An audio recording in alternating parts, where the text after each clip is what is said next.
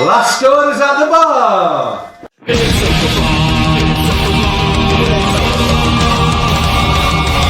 A night in with Mauler and the drinker, getting trashed with the web street thinkers. A cheap night cause I'm feeling kinda thrifty, got a 10-pack of beers and a bottle of whiskey. Hop off the cork, have a glass of wine, as they'll say, I'll be fine.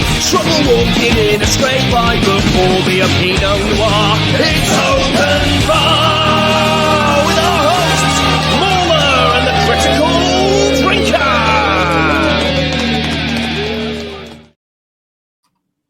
Oh, hello, everyone. Hello. How about we do some super chats as well now that we're here? It's a great idea. Alrighty. Andrew Binns says, I heard Gene's wife choked on the dog and he passed from heartbreak. Sad stuff. That is too fucking soon, sir. That is poor taste. Brian Grumps says, Star Wars Theory, did you help Steve write the Thumb Wars parody? No idea, but I hope he did. Norman Baroud says, the only way to improve this epic panel is with Dark Hour. Love to see Theory on, and when will you be back in Texas? Can't wait for Andor and Daredevil. Indeed. Yeah. Looking forward to both shows, Daredevil particularly. Snex says, question for the panel.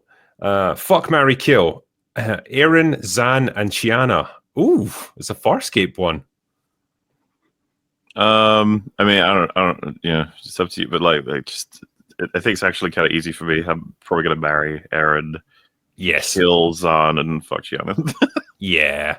Chiana's like a one-night stand kind of gal. You know, and I think she'd be fine with it. And Aaron, if you bag her, you're sorted for the rest of your life. Zan, I like the character, but I wouldn't really want to do anything with her. She's blue and bald. And a plant. And a plant, yeah. John Burns, Unforgiven. We've all got it coming, kid. Fucking good line. There's nothing but good quotes in that fucking movie. Yep. J-Boy is knackered, says, hopefully Kennedy's replacement isn't Dave. Yeah, we all hope that. Damaster, Captain America, Brave New World is Falcon Season 2 that was diversity hired in to be a Hulk sequel that identifies as a Captain America movie and its pronouns are do/better. That's pretty much the gist of it, yeah. The theory is that it was a lot closer to that series, right? But they cleaned it up before releasing it. I think they knew that sort of identity politics aspect was going to be tough to sell at this point. And you can see the things that have been cut out. But yeah, man, I was just looking at the box office tally for it today. So it's currently sitting after 3 entire weekends of release. It's 341 million.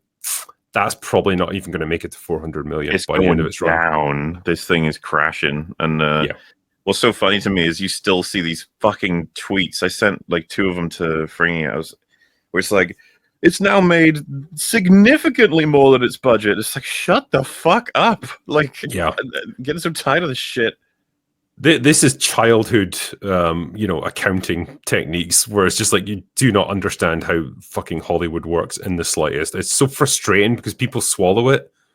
But yeah, I just put out a tweet earlier saying it's at 340 million after 3 weekends. It's barely going to make 400 million if it's lucky. Can we all just accept that this movie is a total fucking flop now? Yeah, we're almost there. We're almost there. Yeah, they'll get there eventually. Master of Puppets. We got that one already. Ed Song says Schrodinger's retirement. Is she retired? Is she not? No one can tell because Lucasfilm is still screwed. It is kind of Schrodinger's executive at the moment, unfortunately. Yeah. Schwabble says plans for a meeting for America's 250th Schlurpo. Yes, sure. I'll be there. I'll have some Schlurpo. Rare Candyman says, what scenes from Andor Season 1 stand out as well written? Luthen's monologue, yes, and Dedra Meero's interrogation of Bix and the escape from Narkina 5 are great. You've kind of trotted out the greatest hits already there. I mean, I love the, is it called The Eye? The big... The heist thing. The heist. Yeah. Yeah. That shit was gorgeous to look at. It was good, yeah. I think that's the interesting thing about that show because there's so many scenes where it's relatively gritty and drab. There's a lot of dilapidated cities and just bleak countryside that they're slogging through. When you get moments of just spectacle like that, it stands out all the more because it's kind of rare in the show. And that's nice. It just makes it have so much more impact. Well, yeah. I'm going to be really interested to hear what Az and Gary have got to say if they do actually go through it all, because I do feel like it is a bit like the first arc is probably the most boringest of the set. Yes. So, especially the prison one, I feel like nobody dislikes the prison arc. I was fascinated by that when it started up. I was like, oh my god, they gamified prison. That's horrifying. It's so interesting, though, isn't it? What does it do to people? What does it do to their psychology? And do they buy into it? Mm-hmm. Pretty neat. This is quite a name. Troopnigat or Troopignat says, I finally saw Nosferatu on Saturday. It's worth watching, and if I had to say who most probably had the most fun working on it, I would bet on Willem Dafoe. I mean, he's pretty good in it. Yeah. Pretty good. John Burns says, thinking fondly of Hamill's Joker, at least. I mean, sure, Mark Hamill himself might be a total cock, but like, we're in a position we've seen it before. Like, I don't like it. It's almost impossible not to have an actor's, real life affect somewhat your view of their acting. But I mean, I don't want to forget the fact that he's a huge part of what makes Luke Skywalker work in the original trilogy. I would actually. I know a lot of people say like he's not even that good in them. I disagree. I think he's pretty awesome. And I really enjoy him as the Joker. And then, there's bits and bobs he pops up in here and there. I quite liked him in the House of Usher. I thought he was awesome in that. But yes, he's, it's impossible for the name to come to my head without thinking about his pants falling down. That's the Broadway. It's so good. It just felt like such a full stop on his recent career, like his recent arc as a person. Just like he's humiliated himself on social media, turned himself into a bit of a dick, and then his fucking pants fell down in the middle of his speech. That felt like the finale, didn't it? Like, exactly, yeah. It's like that's the full stop that just brings it all to an end. Your pants falling down is like the iconic, things are not going well. I will say, by the way, because it's just on my mind, because you did see a Fall of the House of Usher, right? Oh yeah, I loved it. Yeah, we talked about it quite a bit. Yeah, just checking. I was like over the moon happy when Death was hunting down. So, like, just for context, some people who haven't seen it, like Mark Hamill plays a lawyer for a family that's incredibly corrupt, and his whole thing is making sure they get away with everything. He's like really talented at getting them through all kinds of legal trouble. To the point where up to and including murdering people. Yeah, he'll hide bodies and stuff. And it's just like the show has got a supernatural element of Death is collecting the debts of all the different like family members, and it eventually comes for him, or at least wants to speak with him. And Death walks into the house, and he immediately fucking like ejects Death with like a death syringe, drops her into a body bag, and starts preparing her to be dropped off. I was just like, holy shit! Like, he's that good. He just did that to Death, and then the fact that Death just like pops up again, like, wow, you just fucking did that. And he's just like, what? Like how? Well, he didn't. But then he doesn't try and run away or fight her. Or he just kind of sits down in a chair and he's like, "Oh, okay, I guess I'm kind of fucked now." Huh? It was such a great choice to not have him panic, flip out, or become spineless. I love that he committed to, "I'm not making a devil deal with you." Like, there's no fucking way. And she respects it, and she's like, "Fair enough. You don't want to take my offer? Like, that's okay." That's such an interesting choice. Really enjoyed the character. I really enjoyed the performance. It's just Mark Hamill's a bit of a clown these days. That's all. Yeah, a bad kind of clown. Yeah, Rossi says much love to the whole panel. Thank you. Daval says Tony Gilroy would be a good choice. He potentially would. I just don't know if he'd want it. I don't think he'd want it. As was mentioned in Kennedy's article, it's like he's been a part of this now for near 10 years. It's like I have to imagine no offense to Star Wars at this point. Well, maybe offense, but why would an artist want to be a part of Star Wars at this point? Look, for that long. Yeah. It's such a draining experience. Yep. Raging Bandit says maybe give Star Wars to James Cameron. I mean, that's a nice idea, but you'd only get one Star Wars movie every 20 years. So there's that. There's also, I guarantee you, whether or not he'd say it, he'd say, like, I'm making my own Star Wars. Fuck your Star Wars. Yeah, I think so. D's Weebos says, you guys, Doomcock was right about KK leaving. I don't know if he was. Eventually, sure. I mean, sure, yeah, broken clock and all that. Diz Roma says, "Oh God, what if they make Leslie Headlamp the new KK? I think I'm panking." That's what he said. I'm panking. I guess you mean panicking. Although I do like the idea of just panking. Oh, Dad, I'm panking. What does that mean? I don't know. Yeah, I mean, Leslie Headland's not going to get that role. I don't think. She doesn't have anywhere near the experience needed to do something like that. So I think we're safe in that regard. Isn't she like kind of retired from making TV as well? Didn't the whole like Acolyte thing just burn her so much? She was like, "Oh fuck this, I'm out." I haven't heard anything really about it, but I assume so, right? Like that's a catastrophe that she would have been told like that was so shit, never do that again. Yeah. Beard says, "KK, Figgy, Bonnie Ross, why were all of our beloved IPs stewarded by incompetency and ego-driven fools? It's Hollywood, baby." Iron Sentinel, "Hail, castigatory imbiber, lacerator, extended male, space gas tussle, speculator, indignant architectonics, irritable 10th letter of the alphabet, and Gary." Thanks. What was the next one? I think we got the Fear of the Tardo one already. Mm-hmm. That made quite the impact. Rossi says, "Doesn't a CAO have to have business acumen, so just a creative would be a good CCO? Would John and Dave even qualify for the CEO position? CEO, more numbers people?" They have to be both, I think. When you're a president of a studio, you have to set a creative direction for the studio, especially when you've got something like Star Wars, because you have control over which projects get commissioned. And so if you don't have a creative vision for that, then you're not going to really be able to make good decisions about which projects to greenlight, which ones to shelve. And it just kind of seems like Kathleen doesn't have any of that. She was just commissioning things left, right, and center in the hopes that it would generate some interest.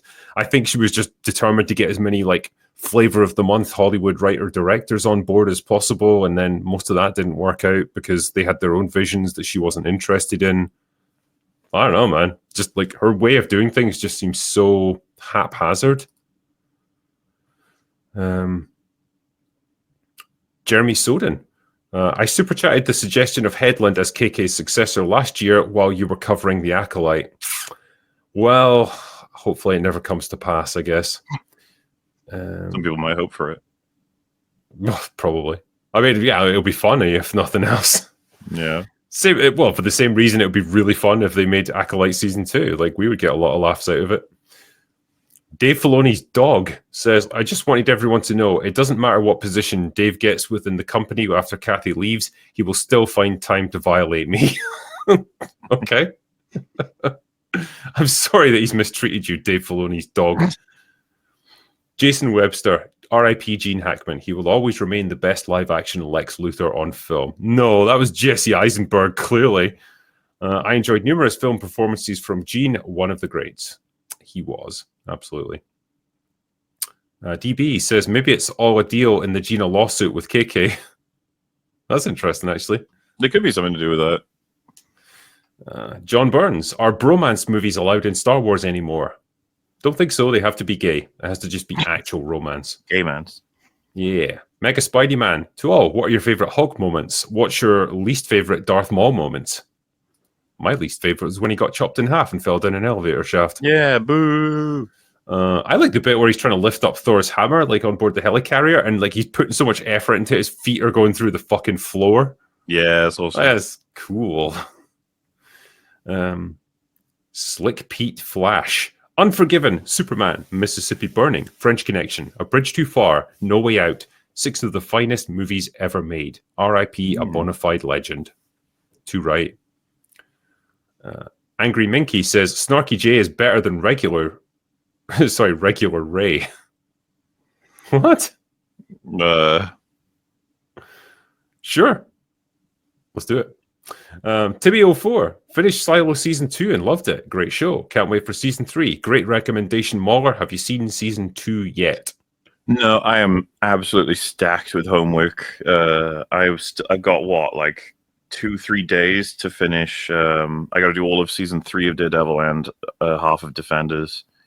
So that's my next like thing of trying to get done before anything else. And it's funny, that's like taking up all space for any games or films or TV shows. I'm just trying to get that all sorted because it's been really interesting to refresh on Daredevil, and it's going to be really useful for when I watch the new series to see what, like, how they've interpreted what Daredevil is supposed to be from what the show was. Mm-hmm. So we shall see. Yeah. 1990 BJK says, I'm sad we'll never get to see Smilo Ren turn into Palpatine because that's only slightly more stupid than the stuff that they've actually done. True.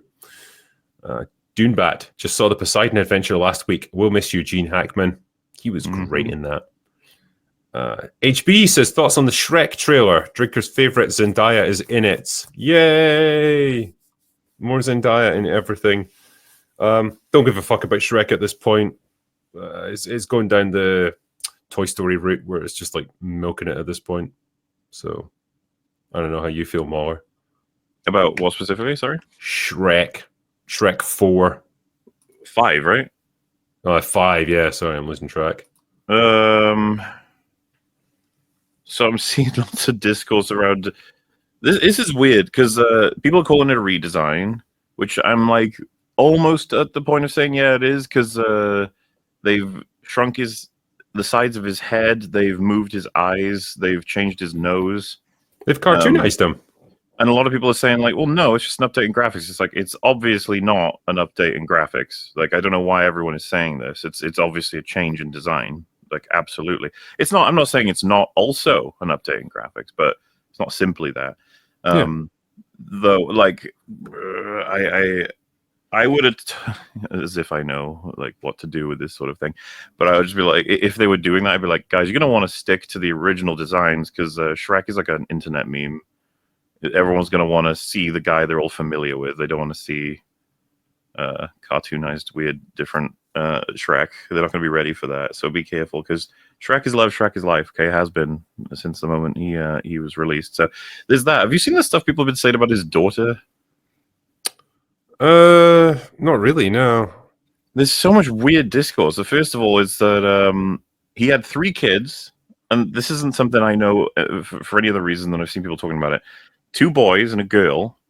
Now, one of the boys had brown eyes, and then the other boy and the girl had blue eyes, and this girl in the trailer has brown eyes. And so people are like, wait, is his daughter trans? What? And, like, just because the eyes don't match, I was like, well, I assume they just made a mistake. I don't know, like in terms of the I think they just forgot. The other one is there's like several viral tweets of women posting themselves being like, oh my god, his daughter looks just like me, and everyone's like, the ogre. What? Why did you Scottish women, maybe. So yeah, I don't know. We're not getting the film for ages, right? Like, it's not going to be until, was it the end of next year? Seriously? Fucking hell. Well, so what I heard was that the reason that we got this teaser was because it got leaked that Zendaya was in it, and so they wanted to announce it themselves. But like well ahead of time, I guess. Yes, Yeah. Christmas 2026 is when it's coming out. Oh, good lord, everyone's going to have forgotten about it by that point. So yeah, I mean, sure, I can't say I'm exactly, chomping at the bit to watch it or anything, but whatever. Yeah. I'm not target audience. Next one is Ofedar says Warhammer 40k shall take the place of Star Wars. It won't, but it's a nice thought. Steve Zace says, I can't wait for Star Wars The Phantom Project. I know, right? We've got so many of them. Christian Johnson, Muller, if Andor 2 becomes Arcane Season 2, I might never trust franchises you praise after only one season ever again. My headcanon is that everyone died at the end of Arcane Season 1. So disappointing.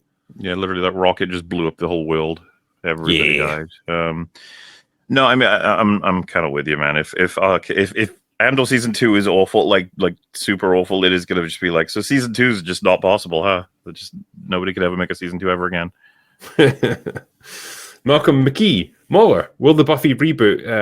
canonize the comic? Dawn and Xander had a baby together in it. Does this won't. mean Xander is locked in since they can't get Dawn now?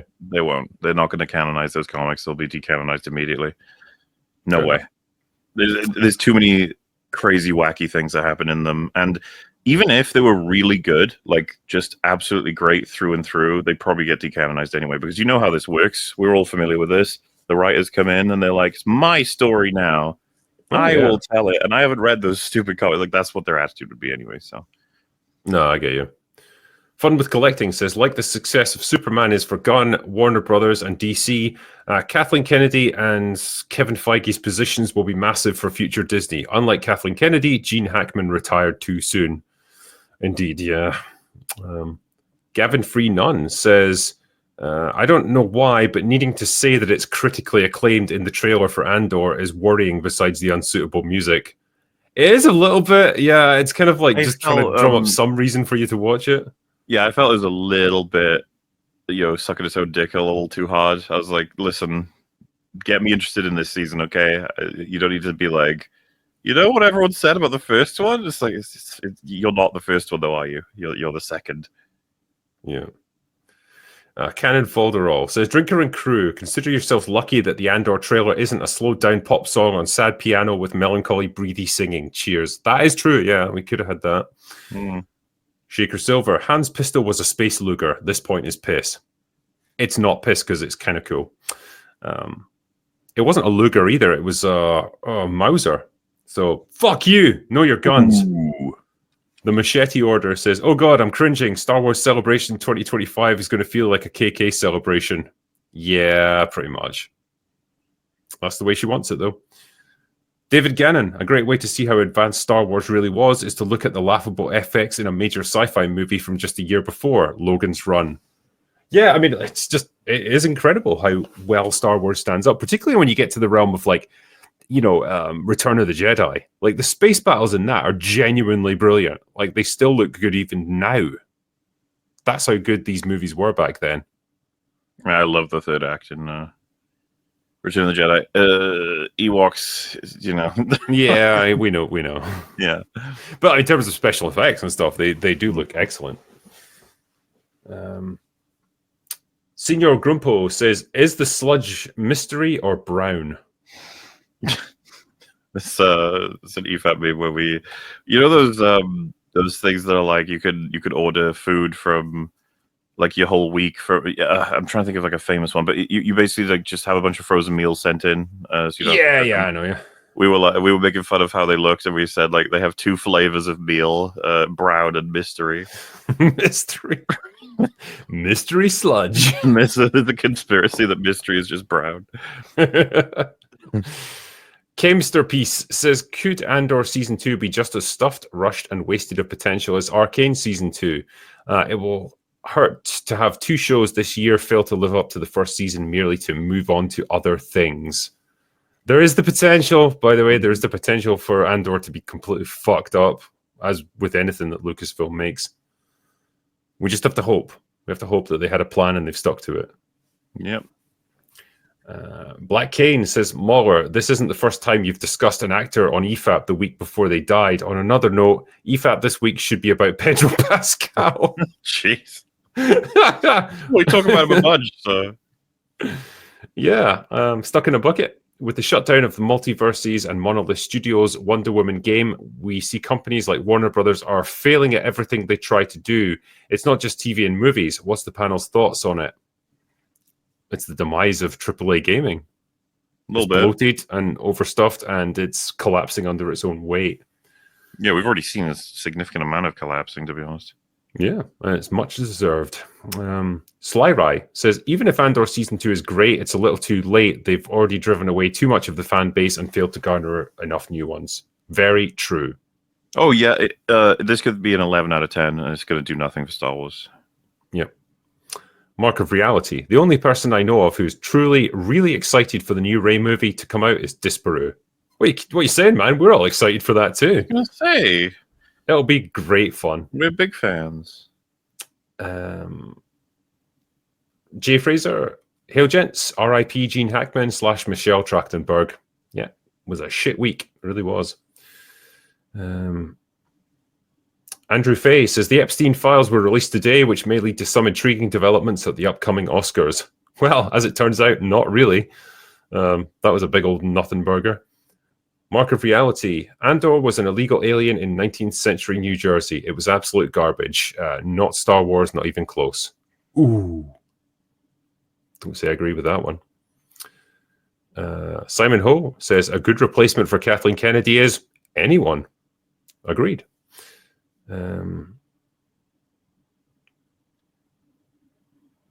Intent matters. I agree with both Mauler and Theory. Andor is one of my favorite TV shows ever, but don't even see it as a Star Wars show. Probably for the better, as I gave up on Star Wars a long time ago.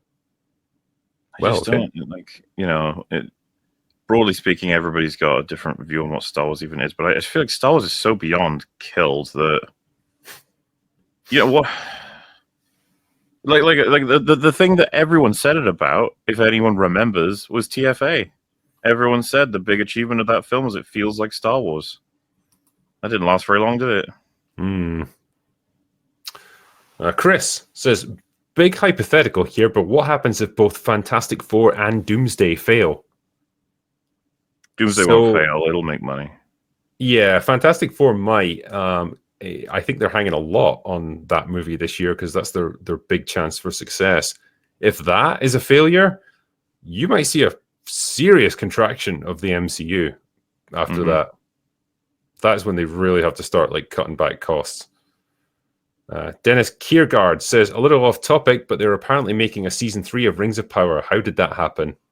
Because they had a 5-season deal, basically. Yeah. Lord Vile says, ever a chance of Count Dankula on Open Bar or FNT? Well, we used to have him on, but the problem is he has D&D nights on a Thursday night, and so he's not actually available because it's like an overlap for him. He actually apologized for that once because he's like, I would like to come on more, but I just can never make it. But if he's ever free, we'll get him on. Yeah. I just don't know how invested he is in any of this stuff anymore. I don't think he gives a shit about Star Wars or Marvel or anything that now. Man's just grilling now with D&D. Yeah. The Rad Dad Realtor. What are your thoughts on the Dark Tower series? I hear Mike Flanagan is helming it. I thought the movie really missed the mark and hope they don't screw it up. So I know nothing about Dark Tower, unfortunately. Neither do I. Sorry, man. OMG puppies. Lucas was mindful of Joseph Campbell's theory of the archetypal hero's journey, thus the profound impact of the first Star Wars movie. But the message doesn't have that deep psychological resonance. It doesn't, no, especially when your hero is a strong, empowered female character who can't go on a journey because she's already perfect. You've neutered your storytelling ability right off the bat. That's one of the major problems that they couldn't get around. Type Zero says, Drinker, you have no right to dislike multiverse after you glanced Deadpool and Wolverine. The cameos and member berries worked you hook, line, and sinker. The difference with that is that movie is not really meant to be taken particularly seriously. It's just a dick around. And I think I was willing to forgive it because it was nice to see Hugh Jackman back again. And some of the cameos actually felt like they made some fun use of the multiverse concept, like seeing Blade back again. Kind of cool. So that's all they got to do in Doomsday is make good use. Yeah. Pleasant Skullman says, thanks for years of saving me from watching terrible films. Thank you. Happy to help. Michael Taylor, how is the MCU going to handle Magneto and being a Holocaust survivor? Wouldn't he be over 100 or will he be from a different universe? I was talking to Fringy about this. It kind of sucks that we're so perpetually obsessed with getting older and older characters because it's becoming sillier and sillier with some of the histories. We're going too far into the future. Like, you can't do Holocaust surviving Magneto in 2020 fucking 6, 7, 8. It's like, it's not going to make any sense anymore. Yeah. He'd have to be like some kind of, it'd have to be some like victim of like the collapse of Yugoslavia or something, like the ethnic cleansing that was going on there or something. Or time travel. Oh yeah, fine, fuck it. Time travel. Mr. Blue Sky says, hail panel, watched Daredevil and Punisher for the first time. Finally, loved them. Even season 2 was good with Punisher. Nah, I would dispute that. I have high hopes for Born Again, hopefully demanding to make changes paid off. Well, hopefully. Blade says, sending super chats, having you guys calling my uncle retarded is the only thing that brings me joy in life. Makes sense. What's the next one? Sam Wallace says, Disney, fans bad because Jake Lloyd got mocked in school. Also, Disney actively steals royalties from the EU writers that they're plagiarizing. Yeah, it's funny how that works. Albert Nada Retro. Hey, Drinker, glad you like my ideas to give True Lies more depth of plot and story. Thanks to Dark Hour for showing you those super chats. Hey, it was good, man. I enjoyed talking. Jay Fraser, Muller, what's your favorite Dawn Summers episode or moment? Oh, kind of the one that comes to mind, which is technically a Xander moment. It's just in season 7 when she's so like, just to give a brief thing, I'll be as fast as I can. Like the potentials are all getting their training and being told like they're meant for great things and they got to be careful because who knows what will happen in the future. While there's this like moment where Buffy explains all that, and then she says, "All right, Dawn off to school," and it's very much sort of like, your life isn't special, your life kind of sucks. The episode is about how Dawn thinks she's actually a potential because of a spell they cast that they're looking for one. Turns out it was like a weird coincidence that it's not her that they were actually finding, it was someone else. And she just pretty quickly helps that person get ready for that life and sort of comes to terms with the fact that she's not special. And at the end of the episode, Xander gives her a big speech about how that she is precisely special because she is so invested in taking care of people, looking out for people, and that doesn't hesitate for a second to like steal glory from anyone else. And they both sort of share that moment. It's just really good stuff. Because I don't hate Dawn. A lot of people did as a character. I thought she was a very good representation of a teenage girl who finds out she's not even really human. Especially the part where she she hurts herself significantly. It's pretty dark, and the show takes her in a couple of places. She can be annoying with it. Her voice can get pretty high pitched, and she's yelling and stuff. And you're like, but other than that, no, that's fair. TJ Jordan says, what was the last truly creative Steven Spielberg film for you? For me, it's Minority Report, while his last great movie is Jurassic Park. Well, I mean, are you forgetting Saving Private Ryan? Like, that was a pretty Saving Private Ryan is pretty fucking top tier. Minority Report, I like that. I liked it a lot, actually, and I think it was pretty interesting, pretty creative. And beyond that, I am struggling to think of good Steven Spielberg movies, if I'm totally honest. He hasn't exactly excelled over the past, 10, 15 years. Did you like Lincoln? Lincoln was fine. Like, it's fairly, dry, procedural, historical movie. Like, I didn't really love it or hate it. It was War of the acceptable. Will. Again, this is okay, I guess. Catch Me If You Can. Nah, I didn't really give a shit about that. AI? I can only think of that because I think of the Stanley Kubrick connection, because he tried for about 30 years to make that into a movie, and then he just fucking gave up, and he's like, you know what, Steven, you're probably better suited to this. And then he did it. But my answer would probably be Saving Private Ryan. I think that is a banger. Irish Skywalker says, Snarky, Lord of the Rings presents cosplay ideas. Watch for that. She could, yeah. Marvin Martin says, any conspiracy theories on what's going on behind the scenes? KK had to have someone or something backing her after all. I mean, I've spoken to people who are fairly familiar with the industry, way more than I'll ever be. And the answer is always the same. She is really powerful. She's been in the business for decades. She knows everyone. She's connected. She is a powerful force within Hollywood. And for that reason, she is very difficult to go up against. And in terms of conspiracy theories, I think it's often a lot simpler than people imagine. They often tend to overthink it. I think it is just, she probably was planning to step down this year. She's getting older. She probably just wants to go back to producing movies. It's an easier gig, and then finish up doing that. And it's been leaked too early. She's pissed off. She's trying to set the record straight. It's just muddying the waters even more. I don't think there's anything more complicated to it than that, really. What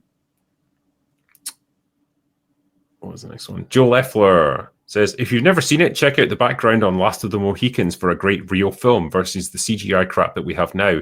The actors had weeks of survival and weapons training equals running and fighting in actual wilderness. Yeah, I mean, Daniel Day-Lewis, like, went full method acting on that one. Spent the entire shoot walking around with his musket, always had it with him. He was camping out. Living rough, all the usual stuff. Pretty impressive stuff. And it's a damn good movie at the end of it. Captain Lamp. Since we're going down this rabbit hole, settle an argument for me. Who would win between Voldemort or Megatron? I mean, tough one. Megatron is very grounded, right? Like, he has missiles. He's technological, isn't he? So Voldemort could turn the missiles into flowers and just. I think Voldemort would win, presumably because he has the elements he can cast, do whatever he wants. Like, it just feels like Voldemort would kind of. You would destroy him. Yeah, I think I agree. Sword of Rome says, as an 11-year-old, I had a mad crush on Buffy. As a 35-year-old rewatching it, I'd love to be isolated on an island with Cordelia for a month. Cheers, gents. Fair enough. Yeah, she's pretty hot. Kyle T says the last Bond movie was Johnny English. Yep. John Burns says Pierce Brosnan's new D-Day vet visits France movie. Yeah, that's meant to be quite good. I'm quite intrigued by that.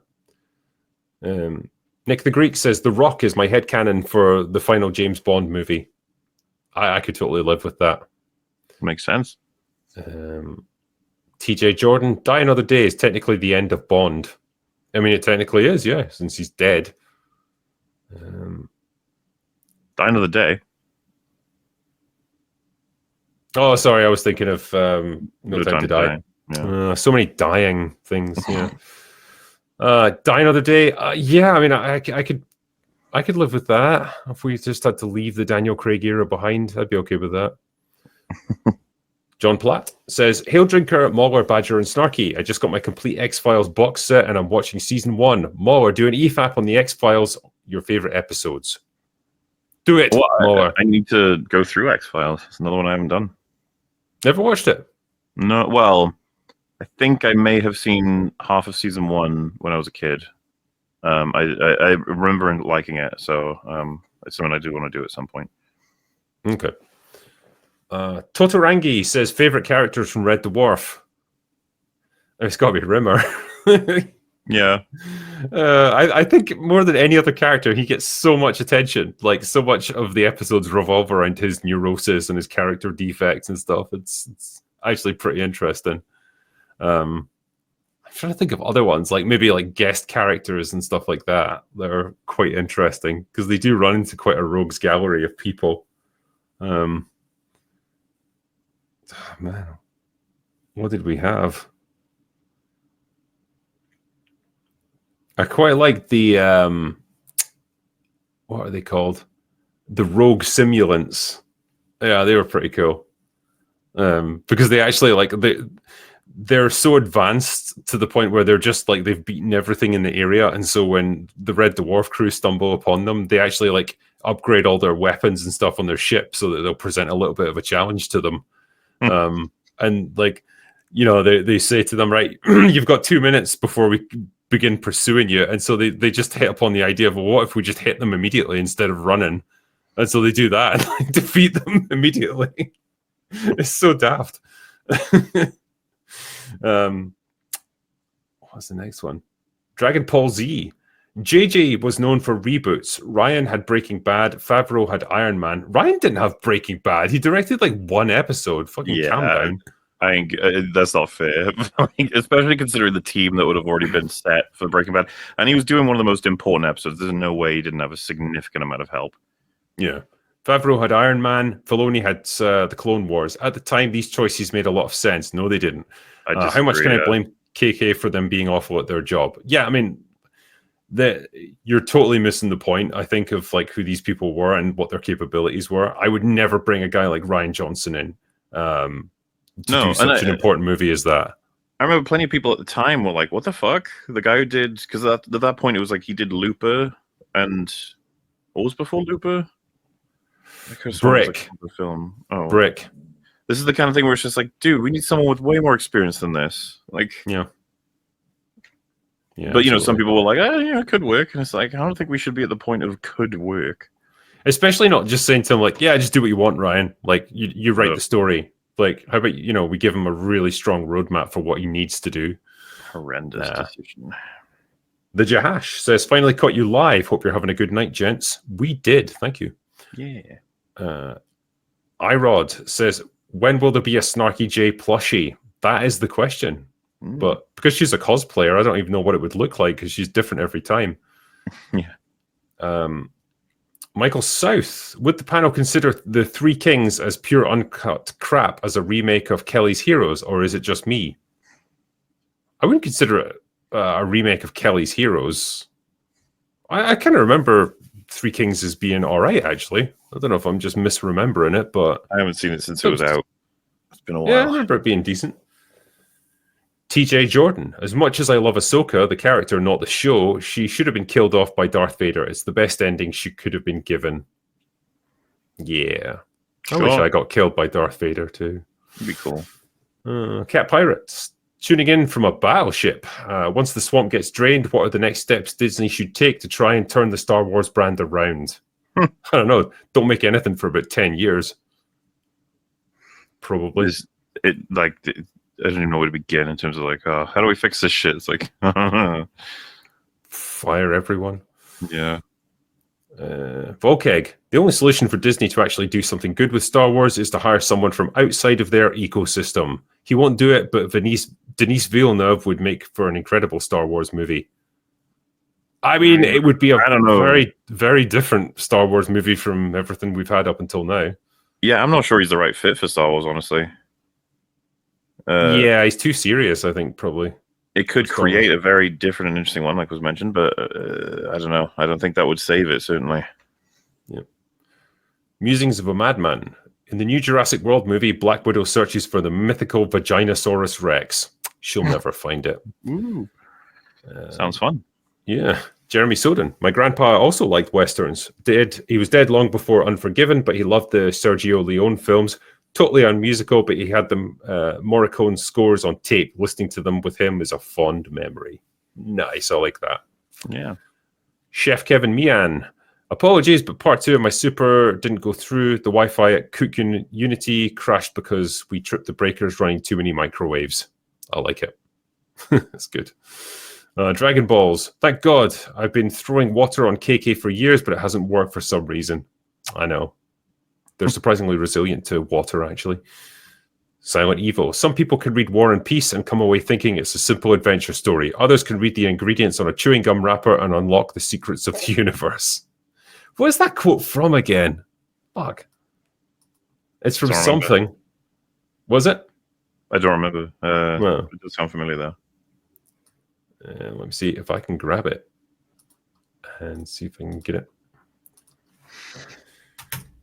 All right. Oh, it's a Gene Hackman quote. What film? Let's see.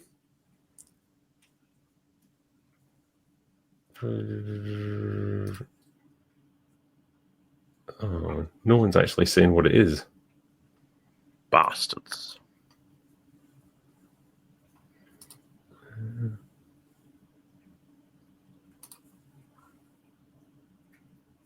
Oh, it's a Lex Luthor quote. I don't remember this one. Wow, that's a damn good quote, actually. I like that. Anyway, well, moving on. Right. Knife-wielding women. No, Mauler. Don't curse Smiling Friends too. Well, no, it's already out. We're fine. Okay. We got season 2 of Smiling Friends. It was good. That's the one. That was the one that worked, I guess. Decan says, do you even think there's a possibility that Star Wars could come back after Kathleen is gone? I don't know if there's any way to come back from this. I love you, bro. No homo. A little, though. Thanks. I mean, everyone's allowed to be a little bit for me. Yeah. Can it come back after this? It would take a long time and a huge culture change at Lucasfilm, and probably several really good movies to get it back to where it was. And I don't see it. I don't see it being that cultural force again. OMG puppies. For Westerns, check out Sam Peckinpah's The Wild Bunch, set in the early 1920s at the very end of the era. Bank robbers flee south and get caught up in the Mexican Revolution. I've seen it once, a long, long time ago. I think they went crazy for the squibs back then, the blood packs and everything. Yeah, it is a fun movie. It's funny, I actually watched that with my dad about a year ago. Rewatched it, because I think it's his second favorite behind Unforgiven. Yeah. So that's a good choice. Movie. John Burns says, Bella's King of the North scene. Watch it, people. Nope, I don't want to look at her again. James Wilkinson says, fetal alcohol syndrome for the win. Thanks. Chris Hernandez, Drinker, your critique on movie writing helps me become a better writer. What would it take to get you to watch Pantheon season 1 and 2 on Netflix? I don't know, like a couple of weeks of my time. If you can give me that, that'd be great. Hoodie says, Arcane season 1 was proof that you can put a chick in it and make her gay without making her lame. Exactly. Season 1, Vi was a character who happened to be gay, but her story wasn't a gay story. I know, imagine that, right? David Gannon says, Bricks and Screws, BOBF. What is BOBF? Had MIT dog robots. Ugh. Well, BOBF, Book of Boba Fett. Ah, right. Craig says, Gene Hackman Bing this weekend. Binge, I think you meant to say. But yeah, go for it. And John Burns says, Tatiana Maslany was amazing in Orphan Black. Got screwed by She-Hulk writers who complained about writing for legal shows. I've heard that Tatiana Maslany is a decent actress. I mean, I can believe it. I just, haven't seen a lot much outside of She-Hulk. I saw a handful of episodes of Orphan Black back in the day. Didn't stick with it, but for the people who did, apparently it was very entertaining. So, yeah, something. Yeah. It's like, yeah, I guess. Anyway, that was the last of the super chats right there. I want to thank you guys for sending us so many and being so generous on the night, and hopefully we've been able to answer your questions here tonight. Yeah. And we will, as always, be back for Open Bar on Thursday night again. But for now, that is all we've got. So go away now. Bye.